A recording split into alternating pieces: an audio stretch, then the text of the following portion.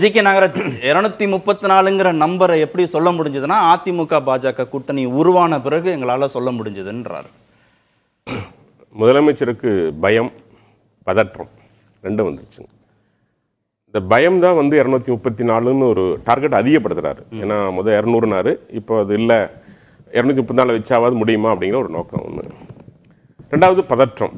பதற்றத்துக்கு முக்கியமான காரணம் ஒன்று அதிமுக பாஜகவுடைய இணைப்பு. ஏன்னா ரெண்டுமே ஏறக்குறைய எடப்பாடி அவர்கள் முன்பு முதலமைச்சர் வந்த பொழுது பல நல்ல திட்டங்களை கொண்டு வந்தார். உதாரணத்துக்கு அவிநாசி கடை உட்பட 38க்கும் மேற்பட்ட காவிரி குண்டார் உட்பட பல திட்டங்களை கொண்டு வந்து விவசாயிகள் மனதில் இடம் பிடிச்சார். பாஜகவும் பல திட்டங்களை இந்தியா முழுவதும் செய்து 2 சீட்டு இருந்து இன்னைக்கு 80% of India we are ruling. 80% இந்தியாவை இன்னைக்கு பாஜக ஆட்சி செய்து கொண்டிருக்கிறது. எங்களுடைய ஆட்சியில் கட்டில் இன்னும் வர இடங்கிறத தமிழ்நாடும் கேரளா தான், இந்த 2 தான். அமித்ஷா அவர்கள் உள்ளே வந்துட்டார். அமித்ஷா அவர்கள் உள்ளே வந்ததுக்கப்புறம் நம்முடைய ஸ்டாலின் அவர்களுக்கு கொஞ்சம் பயம் அதிகமாயிருச்சு. இது எப்படி பிரேக் பண்ணுறது? ஏற்கனவே பிரிவினைவாதத்தால் பாஜகவும் அதிமுகவும் சேர்ந்ததுனால ஒரு நம்பிக்கை என்னன்னா, இஸ்லாமியர்கள் ஓட்டும் சிறுபான்மை ஓட்டு மக்கள் ஓட்டும் அவங்களுக்கு போகாது. ஏன்னா பயப்படுத்தி வச்சுக்கிறோம், பாஜகவை காமிச்சு நம்ம சிறுபான்மையரை பயப்படுத்தி வச்சுக்கிறோம். ஆனால் இவங்க ஒன்றும் மறந்துட்டாங்க. வட இந்திய மாநிலங்களில் அசாம் உட்பட பல மாநிலங்களில் 80% 70% இருக்கிற சிறுபான்மை மக்கள் பாஜக வாக்களிக்கிறாங்க. அதை கவனிக்க தவறிட்டாங்க. ஆனால் இன்னைக்கு என்ன ஆகுதுன்னா, அந்த இதில் பயத்தில் 234 ஏன் சொல்றாரு அப்படின்னு கேட்டீங்கன்னா, ஒரு நம்பிக்கை ஊட்டுவோம். ஆனால் இன்னொரு பயம் அவருக்கு இருக்குங்க. இன்டாக்ட் கூட்டணி, ஒரு வலுவான கூட்டணின்னு சொல்றாங்க இல்லைங்களா. இப்போ திடீர்னு காங்கிரஸ் ஆட்சி அதிகாரத்தில் பங்குங்கிற கான்செப்டை கையில் எடுத்துட்டாங்க. இப்போ அவர் கேட்கிறாரு, அவருடைய செல்ல பிறந்தகை, நாங்கள் ஏன் வரக்கூடாது ஆட்சிக்கு கொடுங்கிற இதுக்கு வந்துட்டாரு. திருமாவளவன் என்ன சொல்றாரு, ஆட்சி அதிகாரத்தில் பங்குங்கிறது என்னுடைய அடிப்படை கொள்கை தான் அப்படிங்கிற நோக்கத்தில் அவரும் பேச ஆரம்பிச்சார். அவரே ஆதவ அர்ஜுனாவை வாழ்த்தி வழி அனுப்பி அவருடைய பங்காளி கட்சிக்கு, திமுக பங்காளி கட்சிக்கு அனுப்பிச்சு வைக்கிறாரு. இப்ப என்ன ஒரு பயம் வந்துருச்சு அப்படின்னா, சொல்றேன். இப்ப என்ன ஒரு பயம் வந்துருச்சுன்னா, திராவிட மாடலுக்கு ஒரு மாற்றா வந்திருக்குது. அதை செய்ய போறோம், இதை செய்ய போறோம் அவரு சொல்றாரு. என்ன பயம் ஆச்சுன்னா, அந்த ஓட்டுகளும் நம்ம ஓட்டுகளை பிரிச்சிடும். இவங்கெல்லாம் ஒன்னாகிறாங்க. காங்கிரஸ் வேற பத்தாக்குறைக்கு ஆட்சி அதிகாரத்தில் பங்குறாங்க. திருமாவளவன் வேற அங்கேயும் இங்க எல்லாம் ஊசலாடிட்டு இருக்காரு. ஏற்கனவே வேங்கவியல்ல ஒரு கடுமையா சொல்றாரு, கொடியேற்ற முறையில் வேற சொல்றாரு, எங்கனால எங்க கட்சி கொடியேற்ற முறையில் வேற சொல்றாரு. மக்கள் எல்லாம் ரொம்ப வெதுங்கி போயிருக்கிறாங்க. ஆக அந்த கூட்டணி பயம் ஒன்று அவருக்கு வந்துருச்சு. ஆக இதெல்லாம் பார்க்கறப்ப தான் ஒரு அதிகபட்ச ஒரு விரக்தியின் உச்சகட்டமாக தொண்டர்களை உற்சாகப்படுத்துவதற்காக நாங்கள் 234 ஜெயிப்போம் அப்படின்னு சொல்றாரு. ஆனால் என்னுடைய கேள்வி எல்லாம், 550க்கு மேல வாக்குறுதி கொடுத்தாரே, எத்தனை வாக்குறுதி நிறைவேற்றினார்? ஒரு 1000 ரூபாய் கொடுத்தா போதுமா? 1000 ரூபாய் குடும்ப பெண்களுக்கு கொடுத்துட்டு வீட்டுக்கார 2000 ரூபாய் குடிக்கிறாரு. வாங்குற சம்பளம் முழுசா குடிச்சிடறாங்க. சரி, அப்ப எந்த நம்பிக்கையில் சொல்றாரு? இல்ல பணம் பாட்டில் பிரியாணி 24,000 கோடி ஒதுக்கி வச்சிருக்கிறமே, அதை ஜெயிச்சிடலாமா? அதுக்கும் வாய்ப்பு. உங்க கூட்டணி நம்பிதான் சொல்றாங்க. அவருக்கு 2 நம்பிக்கை இருக்கணும். ஒண்ணு இல்ல, ஒரு நம்பிக்கை பணம் பாட்டில் பிரியாணி. இந்த கான்செப்ட்ல பிரிவினைவாத அரசியல நாம இல்ல. இது என்னங்க உச்சகட்டம் என்ன கேட்டீங்கன்னா, அமெரிக்காவில் நம்முடைய இங்கிருந்து போனவங்க, தேச விரோத சட்டவிரோதம் போனவங்க விலங்கிட்டு கொண்டு வராங்க. அப்படியே கொதிச்சு கொந்தளிச்சு ஐயோ பண்ணிட்டாங்களேன்னு சொல்றாங்க. இதே இங்க பேசினவங்கலாம் சொன்னாங்க, இப்படி பண்ணிட்டாங்களேங்கிறாங்க. பகல்காம்ல துப்பாக்கியால் சுட்டப்பட்டவருடைய உடல் சென்னை வருகிறது. இங்க நயினா நாகேந்திரன் அவர்கள் போய் அஞ்சலி செலுத்துறாங்க. திமுகவில் இருந்து ஒரு அடிமட்ட தொண்டன் கூட போய் ஒரு அஞ்சலி செலுத்தலைங்க, ஒரு மரியாதை செலுத்தலைங்க. என்ன ஒரு பிரிவினைவாதம் பாருங்க அவங்களுக்கு. சென்றிருக்க வேண்டாமா?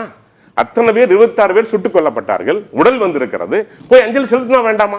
அந்த அளவுக்கு. ஏன்னா செலுத்தினா ஒரு சமுதாயம் கோவித்துக் கொள்ளும். எவ்வளவு மோசமான பிரிவினைவாதம் இவங்க நினைச்சிட்டு இருக்காங்க.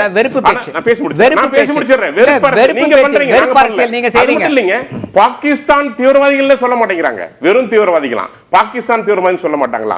வந்தவர்கள் தீவிரவாதிகள் அடையாளம் பார்த்து உள்ளாடையை கலட்டி நீ யார் என்று துப்பாக்கியில் சுட்டிருக்காங்க. அதை பற்றி பேசணுமா வேண்டாமா? சொல்ல மாட்டாங்கல்ல. ஏன்னா அவங்களுக்கு பிரிவினைவாத அரசியல் இன்னும் வலுவாக்கணும். இஸ்லாமியரும் இறந்திருக்கிறாரு. நம்ம இத நம்ம அப்படி இல்ல. உண்மை என்னன்னு சொல்லணும். நான் இஸ்லாமியர் சொல்லவல்ல, நான் இப்ப சொல்றேன். ஒரு இஸ்லாமியர் குதிரை வீரர், இது ஒரு இஸ்லாமியர் குதிரை வீரர் காப்பாற்றி இருக்கிறார். நான் தப்பு சொல்ல சார், நீங்க உண்மையை சொல்லுங்க. நீங்க உண்மையை சொல்ல மாட்டேங்கிறீங்க. பாகிஸ்தான் தீவிரவாதிகள் சொல்லுங்க, பிஓகே தீவிரவாதிகள் சொல்லுங்க. அது மட்டும் இல்ல சார், நீங்க அமெரிக்காவுல கொண்டு வந்ததுக்கு கை வழங்கிட்டதுக்கு நீங்க அப்படி செய்யல.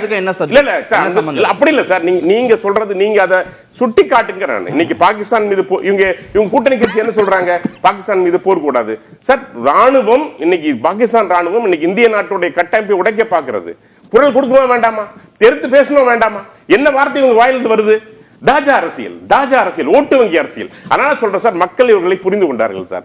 அந்த பயமும் இவங்களுக்கு வந்துருச்சு. இனி இவங்களுக்கு மக்கள் ஓட்டு போட தயாராக. இது விட முக்கியமான விஷயம், 60,000 கொள்ளைகள், 6,000க்கும் மேற்பட்ட கொலைகள்.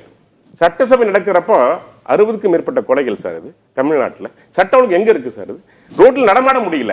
எந்த நம்பிக்கையில சொல்றாங்க? 110 விதியின் கீழ 1150 அறிவிப்புல வெளியிட்டாங்க. பாலுக்கு 3 ரூபாய் எக்ஸ்ட்ரா தரனாங்க சார். இன்னைக்கு வரைக்கும் தரல. சரி, இந்த அதிருப்தி எல்லாம் ஓட்டா கல்டிவேட் பண்றக்கூடிய இடத்துல அதிமுக பாஜக கூட்டணி இருக்கா? அரசு மீது இருக்கிற அதிருப்தியை அப்படியே வாக்கா சிந்தாம சதராம வாங்கக்கூடிய இடத்துல உங்க கூட்டணி சார். நீங்க உள்ள வந்திருக்க ஒரு அரசியல் சாணக்கியர் யார்? அமித்ஷா வந்திருக்காரு சார். உங்க கால்குலேஷன் எங்களுக்கும் தெரியும், நீங்க போடுற கால்குலேஷன் எங்களுக்கும் தெரியும். எந்த ஷா வந்தாலும் தமிழ்நாட்டை ஆள முடியாது. அப்படிதான் சார். அதான் சொல்றேன், பயத்தின் வெளிப்பாடுங்கிறேன் சார். 2% 2 சீட் வாங்க 1985ல 2 சீட்டு எம்பி இருந்தது சார். இன்னைக்கு 80% ரூல் பண்றோம்னா சாதாரணமா இல்ல. இப்போ சொல்றேன், அவர் சொன்னார் அப்படி இப்படி. எந்த ஆயுதத்தை நீங்கள் பயன்படுத்துகிறீர்களோ அதே ஆயுதத்தை நாங்கள் சரியாக பயன்படுத்துவோம், மக்கள்கிட்ட கொண்டு போய் சேருவோம், அதன் மூலம் வெற்றி பெறுவோம். ஒரே நிமிஷம், திமுக பத்தி இதெல்லாம் பேசியிருக்காரு. பிரிவினைவாத கட்சி அப்படின்றாரு, வரல பிரிவினைவாதம்ன்றாரு. இங்க முப்படையுடைய தலைவர் இங்க ஒரு ராணுவ விபத்துல இறந்து போறாரு. தமிழ்நாட்டின் முதல்வர் போய் அங்க நின்று முதல் ஆளா அங்க சென்று எல்லாத்தையும் செஞ்சாரு. பிரதமர் வரல, ராணுவத்துறை அமைச்சர் வரல, உள்துறை அமைச்சர் வரல, கவர்னர் கூட வரல சார். அப்ப எந்த வகையான பிரிவினைவாத அரசியலை பாஜக செய்து கொண்டிருக்கிறது? நீங்க கேட்கும்போது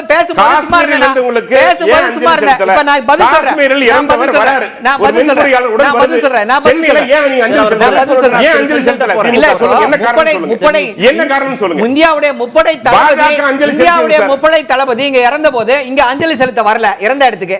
நீங்க தேசிய பக்தியா பிரிவினைவாதத்தை பத்தி பேசுறீங்க. எங்க போனீங்க? நீங்க போய் பேசுறீங்க. இன்னொரு முக்கியமான கருத்து, பஹல்காம் இதுல பாகிஸ்தான் தீவிரவாதிகள் சுட்டுட்டாங்க அப்படின்னு சொல்லி சொல்றோம். ஐயா, எப்படி நடந்துச்சு? இதுக்கு யார் பொறுப்பு? நீங்க என்ன நடவடிக்கை எடுத்தீங்க? எப்படி இது நடந்தது? இதுக்கு முன்னாடி புலவாமா நடந்துச்சு, அதை உங்களால தடுக்க முடியல. இப்ப பஹல்காம் நடந்திருக்கு, அதை உங்களால தடுக்க முடியல. எப்படி இது நடந்ததுன்னு கேக்குறோம். எப்படி இது நடந்தது? சட்டம் ஒழுங்கு பத்தி பேச என்ன அருகதை? இந்தியர்களுடைய உயிரை காப்பாற்ற முடியல உங்களுக்கு. நீங்க சட்டம் ஒழுங்கை பத்தி நீட்டி முழக்கிக் கொண்டிருக்கிறீர்கள். அவருக்கு பதில் சொல்றதுக்காக தான் நம்ம இது சப்ஜெக்ட் பேசல.